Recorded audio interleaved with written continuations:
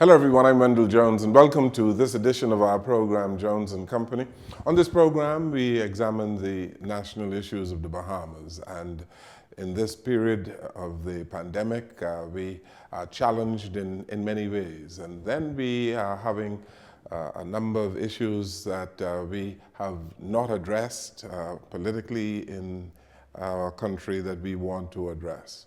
But on our program, for starters, we want to congratulate Stephen Gardner, who won the gold in the Olympics in Tokyo, Japan, in the 200 meters, and Bahamians around the world, I'm sure, are extremely elated of his achievement.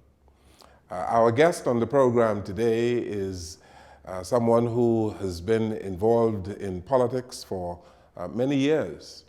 He is a former minister of the government of the Bahamas, served in the Christie administration as Attorney General and also Minister of Education. Represented the Fort Charlotte constituency for many years in our country, and I'm talking now about the Honorable Alfred Sears, who is a practicing attorney in our country.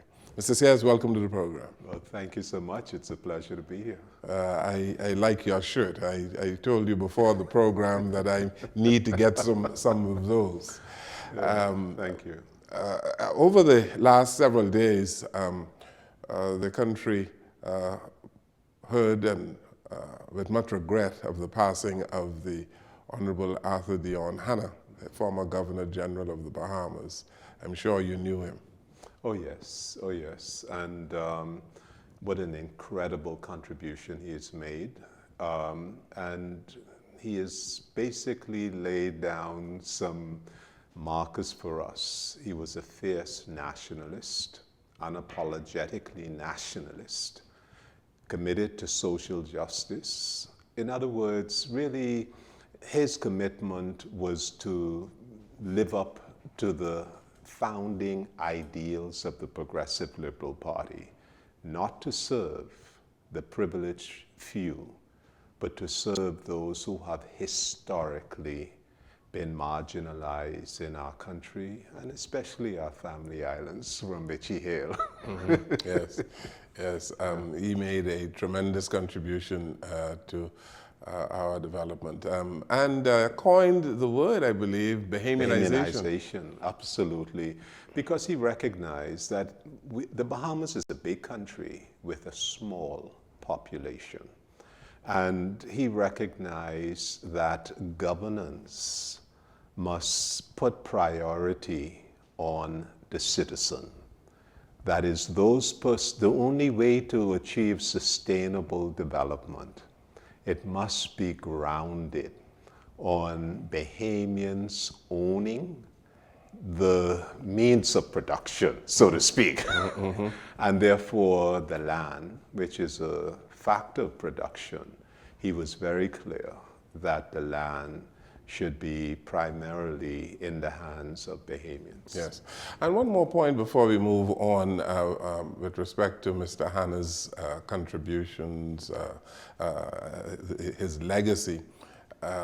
In education, you are a former Minister of Education, and I don't know when you sat in that particular ministry whether or not you saw any information relating to Arthur Dion Hanna, but he was the first Minister of Education in a majority rule cabinet.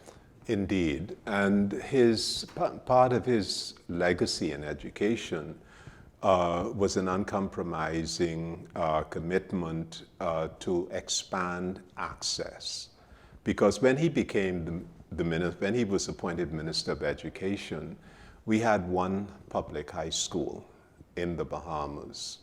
And he recognized that education is a ladder for people like us, the majority, and that it was critical for national development, and that consistent with the philosophy of the Progressive Liberal Party, every single citizen must have access to education, high school, but also tertiary, because he would have expanded access also to tertiary education through scholarship and opportunities for advanced technical and vocational preparation.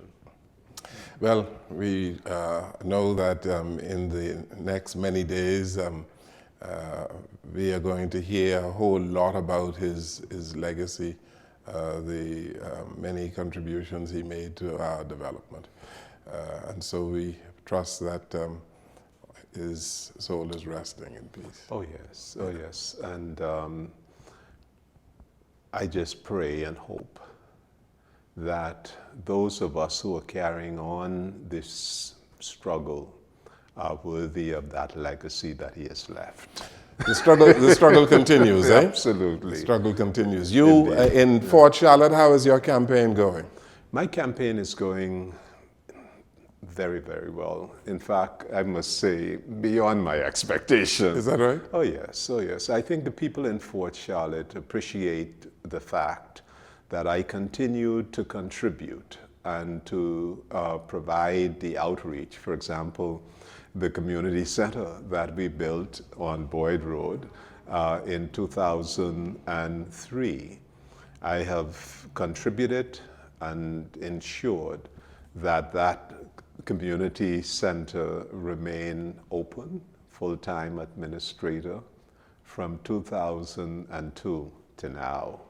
Even though you are out of... Absolutely. Because, you know, Mr. Jones, when you believe in the philosophy, you have to pay it forward. I am the beneficiary of so much generosity in this society that gave me the chance to go back to school, to go off to an Ivy League university, and to play the role as a servant in our public affairs. So this was really a mission of joy for me to keep the community outreach going. And the fact that I have a solid track record of achievement.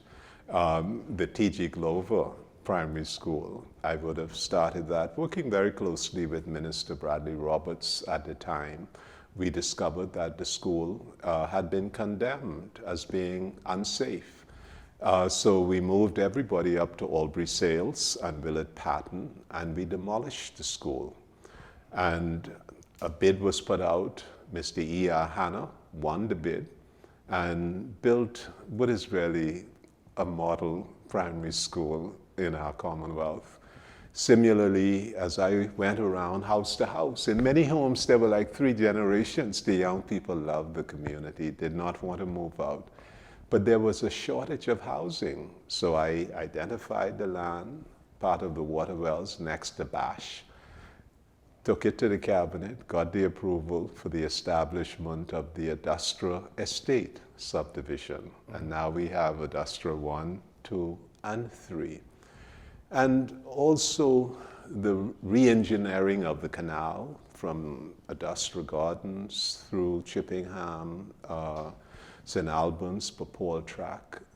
Working closely with Minister Roberts, Bradley Roberts, we were able to re-engineer the canal to alleviate what had been a perennial problem of flooding along the canal.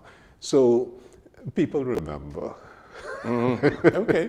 You seem to have quite a number of achievements under your belt in Fort Charlotte. But and the question is, what do the people of Fort Charlotte, what they really want? Because they voted against you. After having done all of these things, the question is, what do they want in a representative? That's an excellent question. They voted for me on 2 consecutive occasions and gave me the privilege to represent them.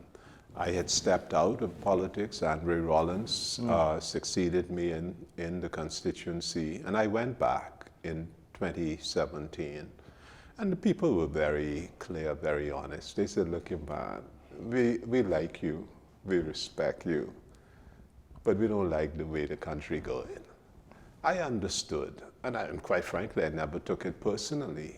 I continued the community, working with the community center, being available. And I think that what do they want? They want someone who's available, first and foremost. Someone who listens. For example, one of the things that I am proposing is that we set up community farms in Fort Charlotte, because there is an issue, especially with so many people moving in after Dorian, who were displaced in Abaco and Grand Bahama. And now with COVID, so many people have been unemployed for the past year. We have an issue of food insecurity in the community. And of course, like most of the Bahamas, there are also problems of wellness, obesity, diabetes, high blood pressure. So there's a need and a recognition that if we are to develop a wholesome, sustainable community, we have to start growing some organic food so that we can help to feed ourselves. We could contribute to wellness, and the surplus can generate a stream of revenue to help with sports tournaments and other activities within the community. I also will be lobbying for the establishment of a community clinic in Fort Charlotte. In the past 10 years, there have been 3 subdivisions. The closest clinic is Fleming Street. I also will be pushing for an extension of BTVI, Evening Technical Vocational Institute. I grew up in a time in the Bahamas when we used to go to night school. Night school, yes, yes. And the schools were generally in walking distance. Yes. And we have to really encourage our young people by making technical vocational training and certification accessible, because there are many young people who have done apprenticeship, working while they were in high school with uncles and cousins and so on, doing construction, plumbing and so on. So there's a lot of technical knowledge, but they don't have the certification that will enable them to be portable with those competencies. So these are some of the things. And of course, what we also want to do is to encourage community watch. We have a number of very effective community neighborhood networks in the Grove, in Papal Track, also in Charlotte Ridge, and they're working very well. What we want is to replicate them in every part of the constituency so that neighbors are looking out for neighbors, and to provide more mentoring for young people. Because we all, I said, thank God. Yeah. Some people mentored me, right. Whether it was Audie Camp, Basil Johnson, Kendall Isaacs, all these people, they were not, to my knowledge, related to me, but they took an interest. They provided opportunities, and they gave me, coming from a family where my mother was mommy and daddy, they provided responsible male images for my life that helped me to navigate the transition from, Yeah, yeah. So I think that this is a wonderful opportunity as the country resets nationally, that we focus on the community, and certainly in the context of Fort Charlotte, see how we can develop more resilience, more sustainable kinds of development programs and activities, so that we become the best that we can become. Mr. Sears, you've been, as I mentioned at the top of the program, a cabinet minister. And I recall that you wanted to spend some time in your private practice, and I believe you went on something of a political sabbatical. You are now ready again for national service at the cabinet level, yes? Yes, I am, and that's why I'm offering. But you mentioned sabbatical. And there are two reasons. One is when I'm preoccupied with my personal obligations, I don't want to be in a public office. Because when I go into public office, I go to serve, not to serve myself, but to serve the public interest. And I stepped away. I have children in university, wanted to attend to their education. And also, the second reason, reflection. Mr. Jones, I am telling you, having served in the cabinet and 10 years in Parliament, I felt that the Commonwealth of the Bahamas is on the wrong path. What do you mean? Okay, what do I mean? This is the only country I've lived in. I've lived in New York, in the US for 17 years. I lived in Jamaica for a year. This is the only country I've lived in where foreign investors are treated better than the citizens as a matter of public policy.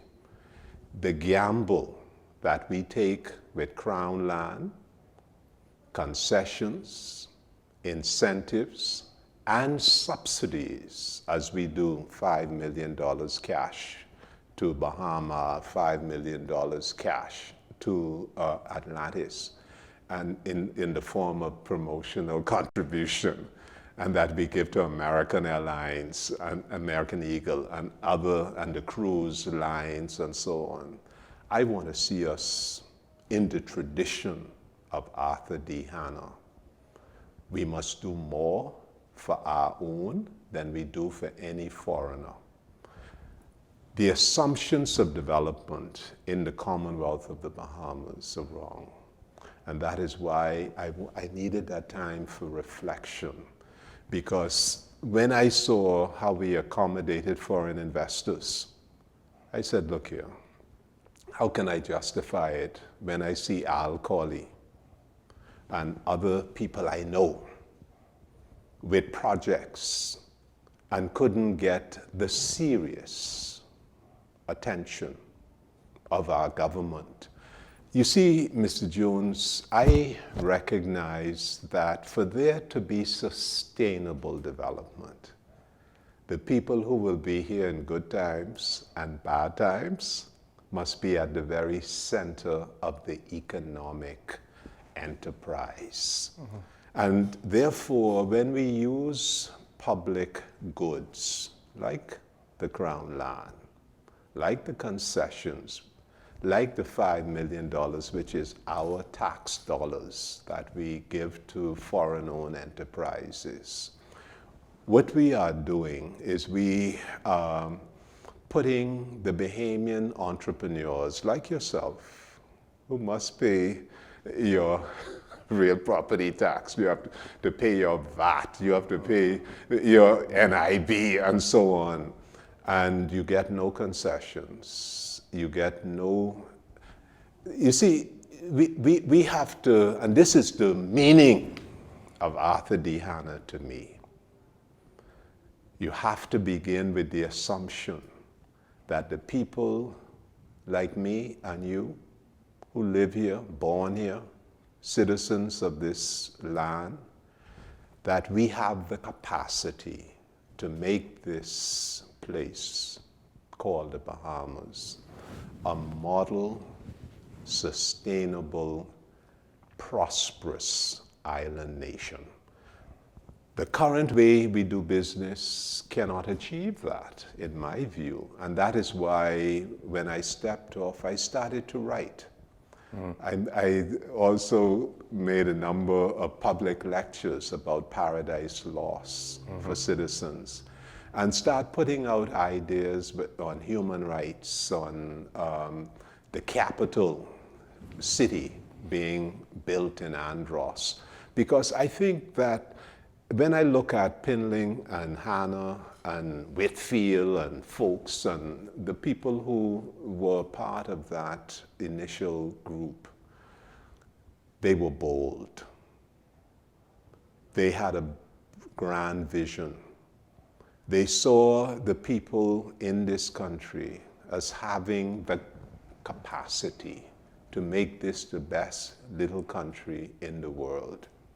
I think that we have to really go back to our history and take those values and reinterpret them for the contemporary Bahamas today. Because, Mr. Jones, what we knew in March of 2020 will never come back. Yeah, yeah. Tell me, Mr. Sears, you were a part of the Christie administration, and I believe you had similar views. There is a complaint that some of the things that you are about or suggesting or thinking about, that they weren't really pursued aggressively back then when you were part of the government. So you have had time to think about it, you say. And I just wonder the extent to which the leadership of the Progressive Liberal Party, moving into a new election, would embrace the kind of ideas that you're talking about. That's an excellent point. And I have to very candidly admit to you, Mr. Jones, that the period that I served in the cabinet, which was from 2002 to 2007, I have to take responsibility because it's collective responsibility. I cannot go and disclose what I said in the cabinet and so on because it would be a breach of the law. So yes, I do take responsibility for the work that was done. But one of the things you will also discover when you talk to the people in the Ministry of Education to this day, you will see that it was a period of tremendous transformation in education. We expanded, we doubled the number of preschools so that people in the public sector, parents, could have a preschool unit in their district where their children could get an early and smart start. Mr. Jones, I'm the one who started the Learning Channel. At the Ministry of Education. I negotiated with ZNS, with Cable Bahamas. We started at 1 hour a day. It was supposed to have been eventually into a 24-hour broadcast where there could be continuous learning for adults, for high school, so on. And what we saw, you know, this party politics is a very amazing thing. Yeah. It was identified with me, and we saw that it was put on hold. It took COVID to really cause it to evolve beyond how it started. So it was a period of tremendous innovation. We also would have, I did the Minister's Book Club to encourage us to write our stories and generate indigenous literature and material, character count, in order to deal with the issue of socialization. So we see, Mr. Jones, while I take responsibility as part of the team, there were also, certainly in the area that I had the conduct of, a period of tremendous innovation and social stretch. And of course, that's when we laid the foundation under Mr. Franklin Wilson for the University of the Bahamas. And I had the privilege when I was out of politics to serve as chairman and actually take it to the University of the Bahamas. Let's take another break. This is our program, Jones and Company. Mr. Alfred Sears, our guest on the program today, is the PLP candidate for Fort Charlotte. We'll come right back.